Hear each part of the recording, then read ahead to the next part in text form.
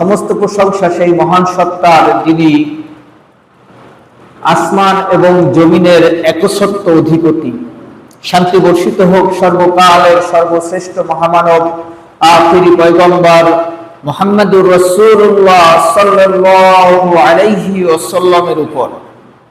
সম্মানিত দিনদার মুসলিম ভাই ও বোনেরা, সেই মহান রবের দরবারে শুকরিয়া আদায় করি, যেই মহান রব আপনাকে আমাকে আজকে জুমার দিনে তার ঘর মসজিদে আসার মতো, বসার মতো এবং কোরআন সুন্নাহ থেকে কিছু কথা শোনার মতো তৌফিক দিয়েছেন।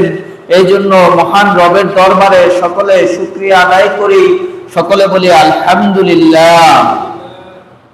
আজকে এই সময় কত মানুষ কত কাজে ব্যস্ত রয়েছে, দুনিয়াবি কাজে, হারাম কাজে, আর আল্লাহ রাব্বুল আলামিন আপনাকে আমাকে দয়া মায়া করে তার ঘর মসজিদে আসার মতো সুযোগ করে দিয়েছেন, আসার মতো তৌফিক দিয়েছেন। এই জন্য মহান রবের দরবারে আরেকবার শুকরিয়া আদায় করি, সকলে বলি আলহামদুলিল্লাহ।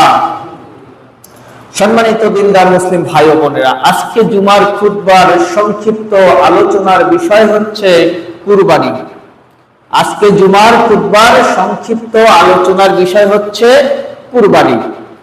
9টা পয়েন্টে কথা বলবো। আল্লাহ রাব্বুল আলামিন যদি সুযোগ দেন, তৌফিক দেন, রব্বি ইশরাহ লি সাদরি ওয়া ইয়াসসির লি আমরি ওয়াহলুল উকদাতাম মিন লিসানি ওয়া ইয়াফকাহু কওলি রব্বি জিদনি ইলমা, রব্বি জিদনি ইলমা। সম্মানিত দিনদার মুসলিম ভাই ও বোনেরা, কুরবানি কথার শাব্দিক অর্থ হচ্ছে আত্মত্যাগ করা। কুরবানি কথার শাব্দিক অর্থ হচ্ছে আত্মত্যাগ করা, তাকওয়া অর্জন করা, আল্লাহ ভীরুতা অর্জন করা। আল্লাহ রাব্বুল আলামিন মানুষ জাতিকে সৃষ্টি করেছেন তার ইবাদত করার জন্য, আর কুরবানি হচ্ছে আল্লাহ রাব্বুল আলামিনের নির্দিষ্ট গুরুত্বপূর্ণ একটি ইবাদত। সম্মানিত দিনদার মুসলিম ভাই ও বোনেরা, 1 নম্বর পয়েন্ট হচ্ছে আল্লাহ রাব্বুল আলামিন কুরবানি করার জন্য নির্দেশ দিয়েছেন। যেমন সালাত আদায় করার জন্য নির্দেশ দিয়েছেন, তেমনি কুরবানি আদায় করার জন্য আল্লাহ রাব্বুল আলামিন কি করেছেন? আপনাকে আমাকে নির্দেশ দিয়েছেন। সূরা কাউসারের 2 নম্বর আয়াতে আল্লাহ রাব্বুল আলামিন বলতেছেন, ফাসাল্লি লিরাব্বিকা ওয়ানহার। সুতরাং তোমরা আল্লাহর উদ্দেশ্যে সালাত আদায় করো এবং কুরবানি করো। ফাসাল্লি লিরাব্বিকা ওয়ানহার, তোমরা আল্লাহ রাব্বুল আলামিনের উদ্দেশ্যে শুধুমাত্র সালাত আদায় করো এবং কি করো? কুরবানি করো। আর কারো উদ্দেশ্যে করা যাবে না। আল্লাহ রাব্বুল আলামিনের সন্তুষ্টির উদ্দেশ্যে সালাত আদায় করতে হবে এবং কুরবানি করতে হবে। আপনি যদি মনে করেন যে না, আমাকে মানুষ ভালো বলবে, আমাকে কি করবে? মানুষ ভালো বলবে সালাত আদায় করলে, আর আমি যে টাকা পয়সা ওয়ালা, আমার কাছে যে অনেক টাকা পয়সা আছে, এইটা দেখানোর জন্য আমার কুরবানি করতে হবে, এইরকম কিন্তু হবে না। আল্লাহ রাব্বুল আলামিনের সন্তুষ্টির উদ্দেশ্যে কি করতে হবে? কুরবানি করতে হবে।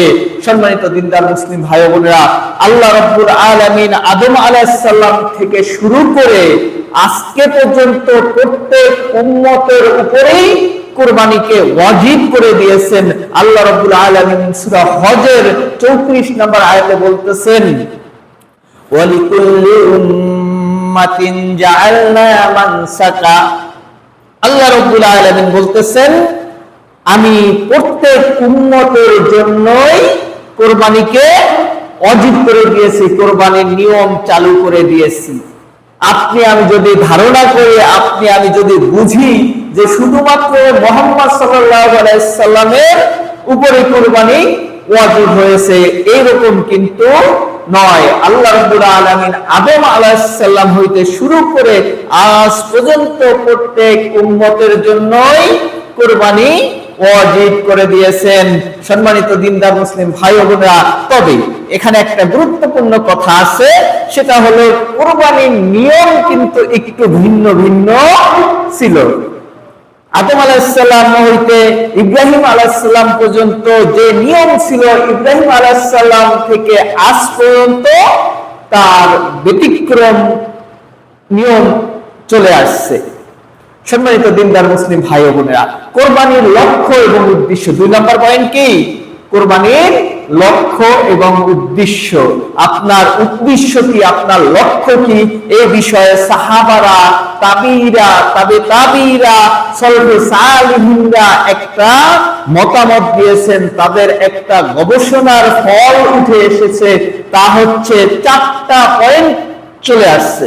কোরবানির লক্ষ্য উদ্দেশ্য সম্পর্কে 4টা পয়েন্ট চলে আসছে। 1 নাম্বার পয়েন্ট হচ্ছে আল্লাহর আনুগত্য করা। কি করা? আল্লাহ রাব্বুল আলামিনের আনুগত্য করা। কুরবানির 1 নাম্বার লক্ষ্য উদ্দেশ্য হচ্ছে আল্লাহ রাব্বুল আলামিনের আনুগত্য করা। আল্লাহ রাব্বুল আলামিন কুরআনুল কারীমের সূরা জারিয়াতের 56 নম্বর আয়াতে বলতেছেন, وَمَا خَلَقْتُ الْجِنَّ وَالْإِنسَ إِلَّا لِيَعْبُدُونَ। আমি মানুষ আর জিন জাতিকে সৃষ্টি করেছি আমার আনুগত্য করার জন্য, আমার ইবাদত করার জন্য। নিঃসন্দেহে কুরবানি আল্লাহ রাব্বুল আলামিনের নির্দেশিত একটি ইবাদত। এই ইবাদত আপনাকে আমাকে করতে হবে যখন আমি নিসাব পরিমাণ সম্পদের মালিক হব। নিসাব পরিমাণ সম্পদের মালিক হব, তখনই আপনাকে আমাকে কি করতে হবে? কুরবানি করতে হবে। কুরবানি করা ওয়াজিব। যদি আমি এই ওয়াজিব কাজ ছেড়ে দেই, তাহলে অবশ্যই আপনাকে আমাকে কি হতে হবে? গুনাহগার হতে হবে। ওয়াজিব কিন্তু মাপ নাই, সুন্নাত নফলের মাপ আছে, কিন্তু ওয়াজিবের মাপ নাই। সম্মানিত দিনদার মুসলিম ভাই ও বোনেরা, এই কুরবানির মাধ্যমে আল্লাহ রাব্বুল আলামিনের তাকওয়া অর্জন করতে হবে। কি করতে হবে? তাকওয়া অর্জন করতে হবে, পরহেজগারিতা অর্জন করতে হবে। আল্লাহ রাব্বুল আলামিন কুরআনুল কারীমের সূরা তালাকের 2 নম্বর আয়াতে বলতেছেন, وَمَن يَتَّقِ اللَّهَ يَجْعَل لَّهُ مَخْرَجًا। আর যে কেউ আল্লাহকে ভয় করবে, যে ব্যক্তি আল্লাহ রাব্বুল আলামিনকে ভয় করবে, আল্লাহ রাব্বুল আলামিন তার মুক্তির পথ বের করে দিবেন। আজকে আপনি বিপদে আছেন, আপনি আজকে মহা বিপদে আছেন, আপনি কোনো কুল কিনারা খুঁজে পাচ্ছেন না। আপনি এই বিপদ থেকে কিভাবে উত্তরণ হবেন, কিভাবে এই বিপদ থেকে বের হয়ে আসবেন, আপনি কোনো পথ খুঁজে পাচ্ছেন না। আল্লাহ রাব্বুল আলামিন বলতেছেন, আল্লাহ রাব্বুল আলামিনকে যদি ভয় করে, কেউ যদি তাকওয়া অর্জন করে, তাহলে আল্লাহ রাব্বুল আলামিন তার মুক্তির পথ বের করে দিবেন। আল্লাহ রাব্বুল আলামিনের কে ভয় করার মূল মন্ত্র হচ্ছে আল্লাহ রাব্বুল আলামিনের বিধিবিধান মেনে চলা। নিঃসন্দেহে কুরবানি আল্লাহ রাব্বুল আলামিনের একটা বিধান। আল্লাহ রাব্বুল আলামিন আদেশ করেছেন, ফাসাল্লি লিরাব্বিকা ওয়ানহার। সুতরাং তোমরা আল্লাহর উদ্দেশ্যে সালাত কায়েম করো আর কুরবানি করো। এই যে আল্লাহ রাব্বুল আলামিন নির্দেশ করলেন, আর এই নির্দেশ অনুযায়ী যদি আমি জীবন পরিচালনা করি, আল্লাহ রাব্বুল আলামিনের হুকুম মেনে চলি, তাহলে আল্লাহ রাব্বুল আলামিন আপনাকে আমাকে উত্তরণ করবেন, মুক্তি দিবেন। যে কোনো বিপদে পড়ছেন, আল্লাহকে ভয় করেন, আল্লাহকে সিজদা দেন, সিজদার মাঝে বলেন, আল্লাহ রাব্বুল আলামিন তুমি ছাড়া, আপনি ছাড়া আমাদেরকে আর কেউ রক্ষা করতে পারে না। তাহলে দেখবেন আল্লাহর ভয়ে আপনি যখন 2 ফোঁটা চোখের পানি ফেলবেন, আল্লাহ তাআলা আপনার মুক্তির পথ বের করে দিবেন। সম্মানিত দিনদার মুসলিম ভাই ও বোনেরা, আল্লাহ রাব্বুল আলামিন আমাদেরকে বোঝার তৌফিক দান করেন। 3 নম্বর যে পয়েন্টটা, তা হচ্ছে কুরবানি হচ্ছে ইব্রাহিম আলাইহিস সালামের সুন্নাত। কুরবানি ইব্রাহিম আলাইহিস সালামের সুন্নাত। আল্লাহ রাব্বুল আলামিন সূরা সাফফাতের 2 নম্বর আয়াতে বলতেছেন, ইয়া বুনাইয়া ইন্নী আরা ফিল মানামি আন্নী আযবাহুকা ফানজুর মাযা তারা। ইব্রাহিম আলাইহিস সালাম তার সন্তানকে বলতেছেন, ইয়া বুনাইয়া, হে আমার আদরের সন্তান, হে আমার কলিজার টুকরা, আমি স্বপ্নে দেখি যে তোমাকে জবেহ করতেছি। কি করতেছি? জবেহ করতেছি। এখন তুমি চিন্তা ভাবনা করে বলো যে তোমার অভিমত কি, তুমি আমার এই কথার উপর কতটুকু মতামত দাও। আমি স্বপ্নে দেখেছি, আর নবী রাসূলদের স্বপ্ন হচ্ছে ওহী। নবী রাসূলদের স্বপ্ন হচ্ছে ওহী। আদম আলাইহিস সালামের জমানায় কিন্তু কুরবানির নিয়ম ছিল এক। ইব্রাহিম আলাইহিস সালামের মাধ্যমে, পরীক্ষার মাধ্যমে আল্লাহ রাব্বুল আলামিন কুরবানির বিষয়বস্তু পরিবর্তন করে দিয়েছেন, সিস্টেম পরিবর্তন করে দিয়েছেন। আজকে যদি আদম আলাইহিস সালামের জমানায় কুরবানির সিস্টেম থাকতো, তাহলে আজকে আমাদের মুখোশ খুলে যেত, মুখোশ খুলে যেত। আদম আলাইহিস সালামের জমানার কুরবানি হচ্ছে খাদ্য শস্য বা কোনো বস্তু এক জায়গায় পেশ করা, ওখান থেকে যার কুরবানি কবুল হবে ওটা আগুন দিয়ে জ্বালিয়ে দিতেন আল্লাহর হুকুমে।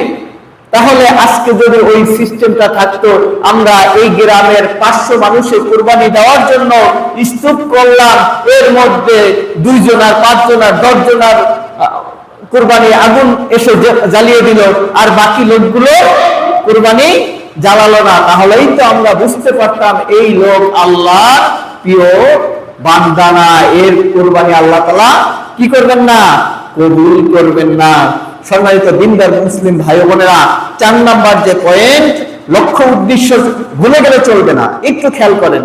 4 নাম্বার পয়েন্ট হচ্ছে গরিব অসহায় দুস্থ মানুষের নিজের খাদ্য থেকে ভাগাভাগি করে খাওয়া। 4 নাম্বার পয়েন্ট, গরিব অসহায় দুস্থ মানুষের সাথে নিজের খাদ্য ভাগাভাগি করে খাওয়া। আল্লাহ রাব্বুল আলামিন وفي أموالهم حق للسائل والأرحام, তোমাদের সম্পদের মধ্যে গরিব অসহায় বঞ্চিতদের হক রয়েছে। আজকে আপনি কুরবানি করলেন, আজকে কি করলেন? কুরবানি করলেন।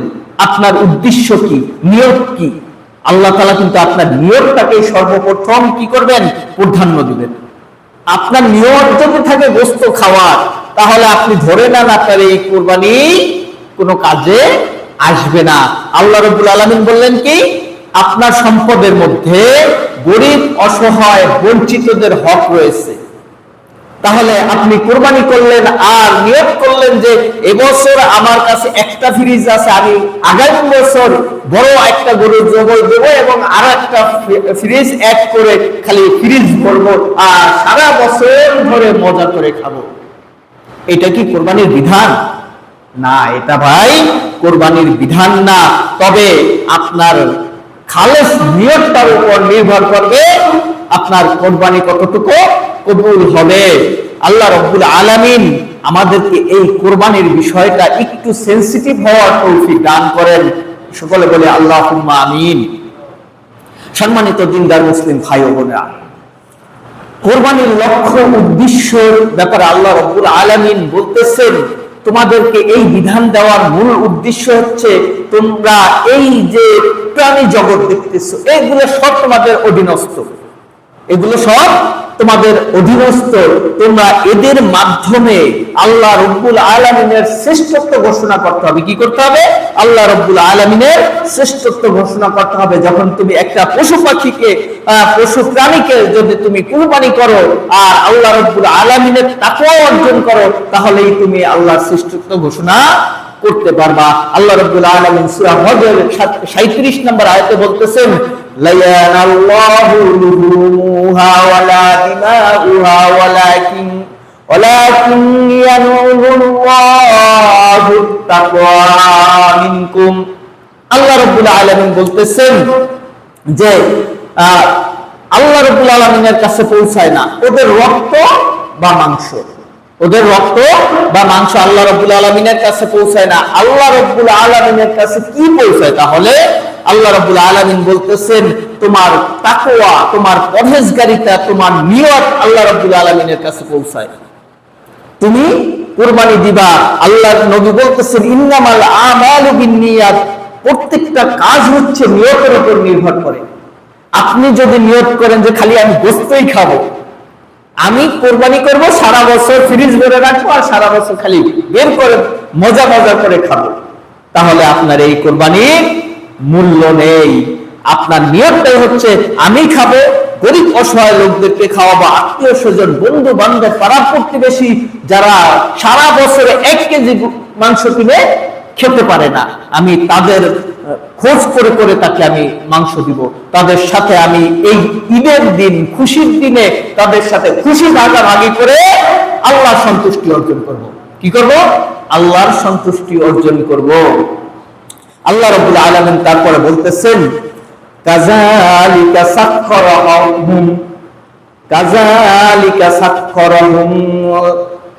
সাখখারাহা লাকুম লিতুকাব্বিরুল্লাহা আলা মা হাদাকুম। আল্লাহ রাব্বুল আলামিন বলতেছেন তোমাদের উপর এগুলোর অধীনস্থ দেওয়া হয়েছে, তোমরা এগুলো নিয়ন্ত্রণ করতে পারবে, তোমরা যা বলবে তাই এরা শুনবে। কারণ কি? তোমরা যাতে হেদায়েত হতে পারো, তোমরা আল্লাহ রাব্বুল আলামিন সম্পর্কে জানতে পারো, আল্লাহ রাব্বুল আলামিনের ক্ষমতা, পাওয়ার সম্পর্কে জানতে পারো, এই জন্য তোমরা সঠিক পথ যাতে পাও, এই জন্য তোমাদেরকে এই প্রাণীগুলো বা এই সমস্ত জিনিসগুলোর উপর তোমাদের নিয়ন্ত্রণ দিয়ে দিছি, তোমরা এগুলোকে কি করতে পারবে? নিয়ন্ত্রণ করতে পারবে। অবাশশিরিল মুহসিনিন, আর সুসংবাদ দাও কাদেরকে? যারা মুহসিন, যারা তাকওয়া অবলম্বনকারী, যারা সৎ কর্মশীল, তাদেরকে কি করো? সুসংবাদ দাও। এখন আপনি ডিসাইড করেন, আপনি চিন্তা ভাবনা করেন, আপনি সুসংবাদ নেবেন না আপনি কুসংবাদ নেবেন, এটা আপনার ব্যক্তিগত ব্যাপার। আপনাকে আল্লাহ তাআলা দুনিয়ায় ছেড়ে দিয়েছেন, আপনি যা ইচ্ছা তাই করতে পারেন, কিন্তু আল্লাহর হাতে নাটাই আছে। যখন আল্লাহর সময় চলে আসবে তখন আপনার নাটাই ধরে টান দিবে, আপনি আল্লাহর কাছে ফিরে যেতেই হবে, তার থেকে কেউ পরিত্রাণ পাবেন না। আমরা কেউ পরিত্রাণ পাবো? আল্লাহর কাছে যেতে হবে না? অবশ্যই আল্লাহ রাব্বুল আলামিনের কাছে আমাদেরকে কি করতে হবে? হাজিরা দিতে হবে, হাজির হতে হবে। সম্মানিত দিনদার মুসলিম ভাই ও বোনেরা, 3 নম্বর পয়েন্ট হচ্ছে আল্লাহ রাব্বুল আলামিনের বিধিবিধান। কুরবানি কি? আল্লাহ রাব্বুল আলামিনের বিধিবিধান। আল্লাহ রাব্বুল আলামিন সূরা মায়েদার 27 নম্বর আয়াতে আপনাকে আমাকে বলতেছেন আল্লাহ রাব্বুল আলামিনের বিধিবিধান সম্পর্কে। আল্লাহ রাব্বুল আলামিন বলতেছেন ওয়াতুলু আলাইহিম নাবা আবনাই আদাম বিল হক। আল্লাহ রাব্বুল আলামিন বলতেছেন হে নবী, আপনি আদমের 2 সন্তানের বিষয় যত যত বিবরণ পেশ করুন, বিবরণ বলে দিন। আদমের 2 যে সন্তান হাবিল এবং কাবিল, এরা কি করেছিল, এদের কোরবানির সিস্টেম কি ছিল, আর এরা কে আল্লাহ বিরোধী ছিল আর কে আল্লাহ বিদ্বেষী ছিল, এটা আপনি বিবরণ করেন, এটা আপনি বলে দেন। এটা আল্লাহ রাব্বুল আলামিন তার নবীকে এই আয়াতের মাধ্যমে বলতেছেন যে আপনি এটা জনগণের মাঝে বলে দিন। এই যে কুরবানান, তারা 2 জনে কোরবানি পেশ করেছিল, তাদের কোরবানি পেশ করেছিল। আমরা তো আজকে কোরবানির পশু জবাই করি, আর ওই সময় কি ছিল? সিস্টেম ছিল। এই যে এতগুলো আটা, এতগুলো গম বা এতগুলো চাল বা এত এই বস্তু, কুরবানির সিস্টেম ছিল, এক জায়গায় জমা করত।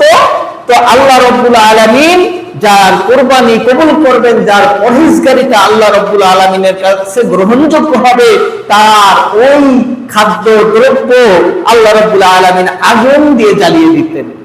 এই কথা তো পূর্বেই আমি বললাম যে আজকে যদি আদম আলাইহিস সালামের ওই কোরবানির সিস্টেম থাকতো, তাহলে আমাদের গ্রামে, আমাদের অঞ্চলের, আমাদের দেশে, সারা পৃথিবীর মানুষের আসল রূপ, আসল চেহারা বের হয়ে যেত। কে আল্লাহ সন্তুষ্টির উদ্দেশ্যে কুরবানি দেয় আর কে লোক দেখানো কুরবানি দেয়। বলে যে আমার তো টাকা পয়সার অভাব নাই, আমি যদি 1 লক্ষ টাকা দিয়ে যদি কুরবানি দেই তাহলে আমাকে মানুষ কি বলবে? আমাকে মিনিমাম 10 লক্ষ টাকা দামের গরু কিনে কুরবানি দিতে হবে। আমি তো পারি না গিয়া পাকিস্তান থেকে উট এনে দিতে, যদি পারতাম তাও দিতাম। লোকে বলবে অমুক নেতা অমুক মহাজন এত টাকা দামের কুরবানি দিছে, এত টাকা দিয়ে গরু কিনছে, উট কিনছে, মহিষ কিনছে। এইটা যদি উদ্দেশ্য হয় তাহলে কিন্তু আপনার আমার কুরবানির 10 পয়সার মূল্য থাকবে না। উদ্দেশ্য থাকবে খালেস আল্লাহ রাব্বুল আলামিনের সন্তুষ্টিতে ইব্রাহিম আলাইহিস সালামের সুন্নাতকে মেনে ওয়াজিব কাজটাকে আমি সম্পূর্ণ করলাম, এই নিয়ত থাকতে হবে। এই নিয়ত থাকতে হবে। এই নিয়ত থাকলে আল্লাহ রাব্বুল আলামিন আপনার আমার কুরবানি কবুল করবেন। আল্লাহ রাব্বুল আলামিন তারপরে বলতেছেন ফাতুকবিলা মিন আহাদিহিমা, তাদের একজনের কুরবানি কবুল করা হলো, তাদের একজনের কুরবানি কবুল করা হলো। ওয়ালাম ইউতাকাব্বাল মিনাল আখর, আর একজনের কুরবানি কবুল করা হয়নি। আদম আলাইহিস সালামের 2 সন্তানের কথা আপনি আমি অবশ্যই সকলে কম বেশি জানি, হাবিল আর কাবিল। হাবিল ছিল বড় আর কাবিল ছিল ছোট। এই কুরবানির বিষয়টা উঠে এসেছে কারণ কি? কারণ হচ্ছে আল্লাহ রাব্বুল আলামিন সিস্টেম করে দিয়েছিলেন তখন যে আদম আলাইহিস সালামের 2টো সন্তান হবে, একবারে 2টো সন্তান হবে, একটা হবে মেয়ে একটা হবে ছেলে, যমজ সন্তান হবে। আল্লাহ রাব্বুল আলামিন এই সিস্টেমে আদম আলাইহিস সালামের সন্তানগুলো হচ্ছিল, আসতেছিল। তো তাহলে এদেরকে অন্য তো কোনো মানুষ নাই, এদের তো বিয়ে শাদী করতে হবে, বিবাহ হওয়ার পরে বংশ বিস্তার করে পৃথিবীতে আল্লাহ রাব্বুল আলামিন মানব জাতিকে ছড়িয়ে দিবেন। এর জন্যই আল্লাহ রাব্বুল আলামিনের পরিকল্পনা অনুযায়ী একজোড়া সন্তান হতো। তখন কাবিল ছিল বড়, কাবিলের সাথে যে যমজ সন্তান আকলিমা, তাফসীরের কিতাবে আসছে আকলিমা নাম, তার পরের বছর যে জোড়া সন্তান যমজ সন্তান হলো তা হচ্ছে কাবিল আর লুজা। কাবিল আর লুজা। এখন কাবিল একটু দুষ্ট প্রকৃতির লোক ছিল, সে আল্লাহ ভীরুতা ছিল না, আল্লাহ ভয়ে যে একটা কিছু করবে, আল্লাহর যে হুকুম আকাম বিধিবিধান মানবে এরকম তার মন মানসিকতা ছিল না। সে দুষ্ট প্রকৃতির লোক ছিল, যার কারণে আল্লাহর বিধান হচ্ছে প্রথম বছরের ছেলের সাথে পরবর্তী বছরের মেয়ের বিবাহ হবে, আর পরবর্তী ছেলের সাথে প্রথম বছরের মেয়ের সাথে বিবাহ হবে। তো এখন ওই বিধান অনুযায়ী হাবিল বিবাহ করবে আকলিমাকে আর কাবিল বিবাহ করবে লুজাকে, কিন্তু এখানেই বাদ বাজলো, এখানেই আপত্তি বাজলো। কাবিল বলতেছে আমি আমার যমজ বোন আকলিমাকে বিয়ে করব, আর হাবিল তো আল্লাহ ভীরু লোক, সে তো ওইরকম কোন চাপাচাপি করে নাই। আদম আলাইহিস সালাম যেভাবে বলছেন ওভাবেই উনি রাজি ছিলেন, আল্লাহ ভীরু লোক ছিলেন। তো ইতিপূর্বে আল্লাহ রাব্বুল আলামিন বলছেন যেহেতু সে দ্বন্দ্ব করতেছে তাহলে তুমি তাকে বলো যে কুরবানি করতে, তাকে কি বলো? কুরবানি করতে। কুরবানি করার মাধ্যমে আমি বলে দিব যে কে এর সমাধান পাবে, কে আকলিমাকে বিবাহ করবে আর কে লুজাকে বিবাহ করবে। এক পর্যায়ে তারা কুরবানি করার পরে হাবিলের কুরবানি আল্লাহ রাব্বুল আলামিনের কাছে কি হলো? কবুল হয়ে গেল, আর কাবিলের কুরবানি কবুল হয়নি। হাবিলের কুরবানির যে খাদ্যশস্য ওগুলো জ্বালিয়ে দেওয়া হলো, আর কাবিলেরটা জ্বালানো হলো না। এখন কাবিল খুব ক্ষিপ্ত হয়ে বলল আমি তোমাকে হত্যা করব। হাবিলকে বলল আমি তোমাকে হত্যা করব, এবং সে তাকে হত্যা করলো। সম্মানিত দিনদার মুসলিম ভাই ও বোনেরা, এই হলো আদম আলাইহিস সালামের জমানা থেকে কুরবানির শুরু, কুরবানির বিধিবিধান। তো আদম আলাইহিস সালামের পরবর্তী ইব্রাহিম আলাইহিস সালামের সময় এই কুরবানির বিধিবিধান নিয়ম কানুন চেঞ্জ হয়ে গেল। আল্লাহ রাব্বুল আলামিন সূরা সাফফাতের 2 থেকে 7 নম্বর আয়াতে মোটামুটি এই ইব্রাহিম আলাইহিস সালামের কুরবানির বিস্তারিত পরীক্ষা নিরীক্ষা সবকিছু তুলে নিয়ে এসেছেন। আল্লাহ রাব্বুল আলামিন বলতেছেন, ফালাম্মা বালাগা মাহুস সাইয়া, অতঃপর তিনি যখন চলাফেরার বয়সে উপনীত হলো। ইসমাইল আলাইহিস সালামকে আল্লাহ রাব্বুল আলামিন ইন্ডিকেট করে বলতেছেন, তিনি যখন চলাফেরার বয়সে কি হলো, উপনীত হলো।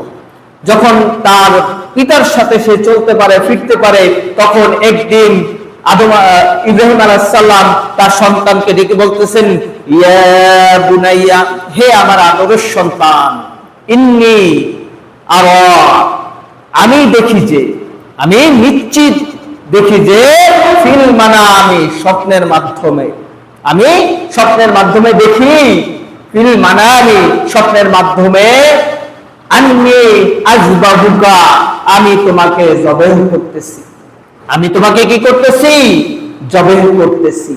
ফানজুর মাজা তারা, এখন তুমি বলো তোমার মতামত কি, এখন তুমি বলো তোমার মতামত কি। যেমন বাপ তেমন সন্তান, নবীর সন্তান নবী, তার বাপ নবী, তারা 14 পুরুষ নবী, তার সিরিয়ালে শুধু নবী আর নবী।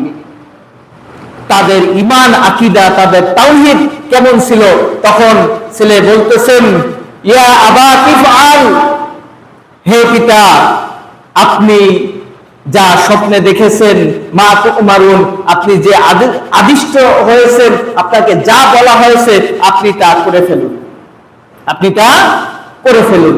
সাতাজিদুনি ইনশাআল্লাহ মিনাস সাবিরিন, আর আপনি আমাকে ধৈর্যশীলদের মধ্যে অন্তর্ভুক্ত পাবেন। আপনি কি পাবেন, আমাকে ধৈর্যশীলদের মধ্যে অন্তর্ভুক্ত পাবেন। একটা ছেলে, সে জানতেছে আমাকে জব করে ফেলা হবে, অথচ সে কোনো প্রতিক্রিয়া করে না, যে এমন আল্লাহ আমার দরকার নাই, আমার দুনিয়ায় পাঠাইছে, আমার আবার জব করতে বলতেছে। আস্তাগফিরুল্লাহ, নাউজুবিল্লাহ। এই সন্তান কেমন আল্লাহ ভীরু, যে আপনাকে যে আদেশ করা হয়েছে আপনি তা পালন করুন, আমার তাতে কোনো আপত্তি নেই। ইব্রাহিম আলাইহিস সালাম এই সন্তানকেই জিজ্ঞেস করছিলেন যে, আল্লাহ তো আমাকে জবাহ করতে বলছে, আমাকে স্বপ্নে দেখাইছে, তোমার মতামত কি, তুমি একটু তোমার মতামতটা আমাকে জানাও। সে বলল, আমার কোনো আপত্তি নাই, কোনো আফসোস নাই, আল্লাহ যেহেতু আপনাকে বলছেন, আপনি যেহেতু আদিষ্ট হয়েছেন, নবীদের স্বপ্নই হচ্ছে ওহী, আদেশ, তাহলে আপনি কি করেন, আপনি আমাকে জবাহ করে ফেলেন। আর আপনি যখন আমাকে জবাহ করবেন, আমি কোনো রকম কোনো আপত্তি করব না, লড়াচড়া করব না, একবারে আল্লাহ ভীরু বান্দার মতোই থাকবো। সম্মানিত দিনদার মুসলিম ভাই ও বোনেরা, এই ইসমাইল আলাইহিস সালামের মতো সন্তান যদি আপনার ঘরে থাকে, তাহলে আপনি আমি সফল, আপনি আমি সফল। কারণ আল্লাহ ভীরুতা কাকে বলে, নিজের জীবনের পরোয়া নাই, যে আমাকে একটু পরে জব করে ফেলবে, আমি মারা যাব, আমাকে কবরস্থ করা হবে, এই চিন্তাটা ছিল না। এর থেকে আপনাকে আমাকে শিক্ষা নিতে হবে, তাহলেই আমরা সফলতা অর্জন করতে পারবো, না হলে আমরা সফলতা অর্জন করতে পারবো না। সম্মানিত দিনদার মুসলিম ভাই ও বোনেরা, তারপরে আল্লাহ রাব্বুল আলামিন সূরা সাফফাতের 3 নম্বর আয়াতে বলতেছেন, ফালাম্মা আসলামা ওয়া তাল্লাহু লিল জাবিন, আল্লাহ রাব্বুল আলামিন বলতেছেন, অতঃপর যখন তারা উভয়ই সম্মত হলেন, ছেলেও জব হইতে রাজি আর বাপও জব করতে রাজি, তারা এখন কি করলেন, তারা একটা মাঠের মধ্যে তার সন্তানকে ইব্রাহিম আলাইহিস সালাম উপর করে শুয়ে দিলেন। লিল জাবিন, এখানে আল্লাহ রাব্বুল আলামিন বলতেছেন, একবারে স্পষ্ট বলে দিয়েছেন, যেভাবে ধারণা দিয়েছেন ওইভাবেই উপর করে শোয়াইয়া দিয়েছে, কি করার জন্য, জবাহ করার জন্য। সে উপর হয়েই শুয়ে আছে, সে উপর হয়েই শুয়ে আছে। আল্লাহ রাব্বুল আলামিন তারপরে বলতেছেন, ওয়ানাদাইনাহু আইয়া ইব্রাহিম, আল্লাহ রাব্বুল আলামিন বলতেছেন, আমি বললাম, হে ইব্রাহিম, আল্লাহ ডাক দিলেন ইব্রাহিম আলাইহিস সালামকে, তুমি তো সত্যি সত্যি জবাই করে দিচ্ছ। কদ সাদ্দাকতা রুইয়া, তুমি স্বপ্নে যা দেখছো তাই কি তুমি সত্য পরিণত করতেছো? আল্লাহ রাব্বুল আলামিন তার নবীকে কি করতেছেন? জিজ্ঞেস করতেছেন, তুমি স্বপ্নে যাই দেখলে তাই তুমি পরিণত করতেছো সত্যে? আল্লাহু আকবার, আল্লাহু আকবার। তারা ছিলেন আল্লাহর খালেস বান্দা। ইব্রাহিম আলাইহিস সালামকে খলিলুল্লাহ বলা হয় এই কারণেই যে ইব্রাহিম আলাইহিস সালাম আল্লাহর সমস্ত পরীক্ষায় কি পাস, সমস্ত পরীক্ষায় পাস। এটা কি আপনি যেন তেন পরীক্ষা মনে করেন? আপনারা যদি বলি যে আপনি আপনার 1 কোটি টাকা দেবো, আপনার সন্তানটাকে জন্ম করেন, আপনি বলবেন আমার টাকার দরকার নেই। আপনারা যদি বলি যে আপনার এই সন্তানটাকে জন্ম করলে আল্লাহ তাআলা আপনাকে জান্নাত দিয়ে দিবে, আপনি বলবেন আমার জান্নাত দরকার নেই। অথচ স্বপ্নে দেখছেন ওলি আসছে, ইব্রাহিম আলাইহিস সালাম আর কি করেন নাই? দেরি করেন নাই। আল্লাহ রাব্বুল আলামিন বলতেছেন, ইন্নাকা যালিকা নাজজিল মুহসিনিন, আর আমি এভাবেই নেককারদেরকে প্রতিদান দিয়ে থাকি। কি দিয়ে থাকি? প্রতিদান দিয়ে থাকি।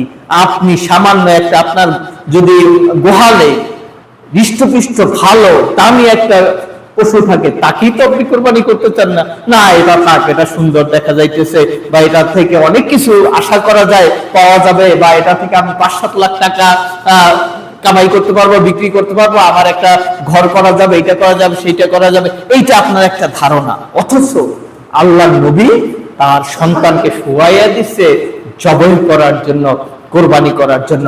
আর আজকে যদি ওই নিয়মটাই চালু থাকতো, তাহলে আমরা কোরবানি করার জন্য একজনও রাজি হতাম না। আল্লাহ তাআলা কি করলেন? জান্নাত থেকে এক পশু জবাই করার জন্য আল্লাহ তাআলা ইব্রাহিম আলাইহিস সালামের কাছে পাঠিয়ে দিলেন। যার কারণে আজকে আপনি আমি দুনিয়ায় ঘুরতেছি। আর যদি আপনি মুসলিম থাকতে চাইতেন, তাহলে ইব্রাহিম আলাইহিস সালাম তার সন্তানকে যদি জবাই করত, তাহলে আপনার 5টা সন্তান থাকলে আপনাকেও একটা না একটা জবাই করতেই হতো। যদি আপনি ইসলাম মানেন, আল্লাহরে ভয় পাইতেন। আল্লাহ রাব্বুল আলামিন শুধুমাত্র তার নবীকে পরীক্ষা করার জন্য, তুমি কি আমাকে ভালোবাসো, আমার বিধিবিধানকে বেশি প্রাধান্য দাও, না তোমার সন্তানকে বেশি প্রাধান্য দাও, এইটা দেখার জন্য ইব্রাহিম আলাইহিস সালাম এই পরীক্ষায় যথাযথভাবে 100তে 110 পাস করে গেলেন। সম্মানিত দিনদার মুসলিম ভাই বোনা, তারপরে আল্লাহ রাব্বুল আলামিন বলতেছেন, ইন্না হাযা লাহুয়াল্লাহ, নিশ্চয় অবশ্যই অবশ্যই এটা ছিল সুস্পষ্ট একটা পরীক্ষা। কি ছিল? সুস্পষ্ট একটা পরীক্ষা। এটা আল্লাহ রাব্বুল আলামিন আবার বলে দিলেন যে এটা কিন্তু পরীক্ষা ছিল। প্রথম তো বলেন নাই যে এটা পরীক্ষা, তুমি জবাই করো। আল্লাহ রাব্বুল আলামিন শেষে যখন ইব্রাহিম আলাইহিস সালামের তার মন মানসিকতা, তার কার্যক্রম দেখলেন, তখন বলে দিলেন যে এটা শুধুমাত্র একটা পরীক্ষা ছিল, আর কিছু না। তুমি ইব্রাহিম পরীক্ষায় পাশ করে গেছে। সম্মানিত দিনদার মুসলিম ভাই বোনেরা, আল্লাহ রাব্বুল আলামিন আপনাকে আমাকে দয়া করেছেন, মায়া করেছেন, বিধায় কোরবানির বিধিবিধান পরিবর্তন করে দিয়েছেন। আদম আলাইহিস সালামের জমানায় যে বিধিবিধান ছিল, ওই বিধিবিধান আজকে পর্যন্ত থাকলে আপনি সমাজে টিকতে পারতেন না। আপনি আপনার খাদ্যদ্রব্য আপনি কোরবানির জন্য স্তূপ করলেন, আপনার কোরবানি আগুন দিয়ে জ্বালানো হলো না, 10 জন লোক বলবে এই লোক খারাপ ছিল, এই লোক ভালো না, আপনি সমাজে টিকতে পারতেন না। এই জন্য আল্লাহ রাব্বুল আলামিন ইব্রাহিম আলাইহিস সালামের মাধ্যমে এই কুরবানির বিধিবিধান পরিবর্তন করে দিয়েছেন। এখন আপনার তাকওয়ার উপর, আপনার নিয়তের উপর আপনার কবুল হবে কি না, তা আল্লাহ রাব্বুল আলামিন কাল কিয়ামতের দিন আপনার ফয়সালা করবেন, দুনিয়াতে না। আদম আলাইহিস সালামের বিষয়টা কিন্তু ছিল দুনিয়ায়। দুনিয়ায় মানুষ দেখতো যে অমুক ভালো, অমুক খারাপ। আর আজকে আল্লাহ রাব্বুল আলামিন আপনার মান ইজ্জত রক্ষা করার জন্য আল্লাহ রাব্বুল আলামিন বিধান চেঞ্জ করে দিয়েছেন। সম্মানিত দিনদার মুসলিম ভাই বোনেরা, কোন ব্যক্তির উপর কোরবানি ওয়াজিব? কোন কোন ব্যক্তির উপর কোরবানি ওয়াজিব? 1 নাম্বার হচ্ছে কোরবানি ওয়াজিব হওয়ার শর্ত হচ্ছে মুসলিম হতে হবে। এক নম্বর কি? মুসলিম হতে হবে, প্রাপ্ত বয়স্ক হতে হবে, নিসাব পরিমাণ সম্পদের মালিক হতে হবে। আজকে আমাদের সমাজে তো বেশিরভাগ মানুষ সালাত আদায় করে না, অথচ আল্লাহ নবী বলতেছেন যদি তুমি সালাত না আদায় করো তাহলে মুসলিম থাকতে পারবে না। বাইনাল আবদি ওয়া বাইনাল কুফরি তারকুস সালাত, মুসলিম আর কাফেরের মধ্যে পার্থক্য হচ্ছে সালাত। মান তারাকা সালাতা মুতাম্মিদান ফাকাদ কাফারা, যে ব্যক্তি ইচ্ছে করে এক ওয়াক্ত সালাত ছেড়ে দিবে সে কাফের হয়ে যাবে, মুসলিম থাকতে পারবে না। তাহলে আপনি এক নাম্বার কোরবানি করার, এক নাম্বার কোরবানি ওয়াজিব হওয়ার এক নাম্বার শর্ত কি? মুসলিম হওয়া। দুই নাম্বার প্রাপ্তবয়স্ক হওয়া। তিন নাম্বার হচ্ছে নিসাব পরিমাণ সম্পদের মালিক হওয়া। নিসাব পরিমাণ কি? নিসাব পরিমাণ হচ্ছে যাকাতের যে নিসাব আছে, অর্থাৎ 52.5 ভরি স্বর্ণ অথবা তার সমপরিমাণ সম্পদ। আর যারা আরো ধনী তাদের জন্য যদি 7.5 ভরি স্বর্ণ বা তার সমপরিমাণ সম্পদ 1 বছর পূর্ণ হয় তাহলে তার জন্য যেমন যাকাত ফরজ তেমনি কোরবানি ওয়াজিব। সম্মানিত দিনদার মুসলিম ভাই বোনেরা, কোরবানি ওয়াজিব হয়ে গেলে আপনার আমার কোরবানি করতেই হবে, করতেই হবে। আপনি আমি এর থেকে বিরত থাকতে পারবো না। সম্মানিত দিনদার মুসলিম ভাই বোনেরা, কোরবানি কোন পশু দ্বারা আপনি কোরবানি করতে পারবেন, কোন কোন পশু দ্বারা কোরবানি করতে পারবেন না? এক নাম্বার হচ্ছে কোরবানির পশু সুস্থ সবল থাকতে হবে। কি থাকতে হবে? সুস্থ সবল থাকতে হবে। রোগ আক্রান্ত গরু দ্বারা কোরবানি হবে না। তার অঙ্গ, দুই নাম্বার হচ্ছে তার অঙ্গ প্রত্যঙ্গ ঠিক থাকতে হবে, যেমন তার শিং, তার দুটো কান, তার শরীরে কোনো কাটা সেরা ফাটা থাকতে পারবে না, তার 4টা পা সচল থাকতে হবে, তার রংটা ভালো হতে হবে, ভালো হলেই ভালো, যদি খারাপ হয় কোরবানি হবে না এরকম না, তবে ভালো হলে ভালো। আর আপনার যে কোরবানি, আপনার যে পশু অর্থাৎ হারাম পশু, যেমন 4 পাওয়ালা পশু তো অনেক আছে, যেমন বাঘ, সিংহ, কুকুর, শিগাল, এগুলোর দ্বারা কিন্তু আবার কোরবানি হবে না। গৃহপালিত পশু লাগবে এবং আপনার ত্রিভুজি প্রাণী হতে হবে। কি হতে হবে? ত্রিভুজি, মানে শাক সবজি বা আপনার ঘাস খায়, ভুসি খায়, এই ধরনের প্রাণী দিয়ে কোরবানি করতে হবে। সম্মানিত দিনদার মুসলিম ভাই বোনেরা, আজকে বৃষ্টির কারণে আমরা অনেক দেরি করে মসজিদে এসেছি, আর খুতবাও শুরু হয়েছে প্রায় 5 মিনিট পরে। আর 5 মিনিট আলোচনা করলে কি আপত্তি আছে? তাহলে আর 5 মিনিট আলোচনা করি, সময় একটু ওভার হয়ে গেছে, তারপর আর একটু 5 মিনিট নেই, কারণ শেষ করতে হবে। সম্মানিত দিনদার মুসলিম ভাই বোনেরা, তাহলে এবার আসুন আপনি কোরবানির এই মাংসটা বন্টনের বিষয়ে একটু আলোচনা করি।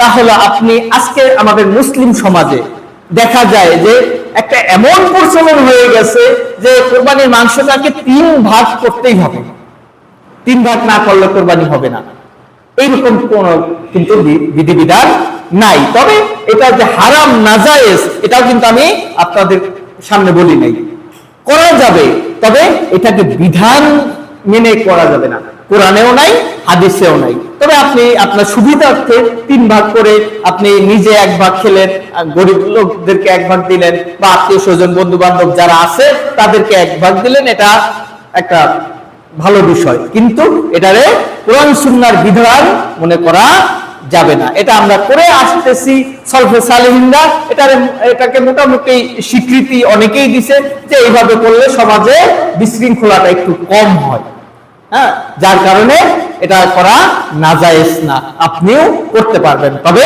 আল্লাহ রাব্বুল আলামিন কোরআনুল কারীমে 2 শ্রেণীর মানুষের কথা বলছেন যে তুমি খাও, সূরা হজের 28 নম্বর আয়াতে বলছেন, বিস্তারিত আছে।